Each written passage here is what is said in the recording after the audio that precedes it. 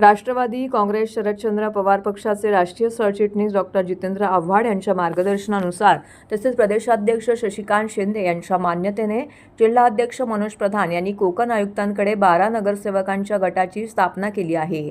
ज्येष्ठ नगरसेवक अशरफ शानू पठाण यांची ठाणे महानगरपालिकेच्या गटनेतेपदी निवड केल्याचं पत्र जिल्हाध्यक्ष मनोज प्रधान यांनी कोकण विभागीय आयुक्तांना सादर केलं होतं।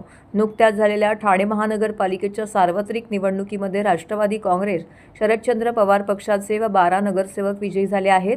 आज राष्ट्रवादी काँग्रेस शरदचंद्र पवार पक्षाचे जिल्हाध्यक्ष मनोज प्रधान यांनी आपल्या 12 नगरसेवकांसह कोकण विभागीय आयुक्तांची भेट घेऊन गटस्थापना करीत असल्याचं पत्र दिलं आहे। ठाणे महानगरपालिकेत राष्ट्रवादी काँग्रेस शरदचंद्र पवार पक्षाचा स्वतंत्र गट असणार आहे।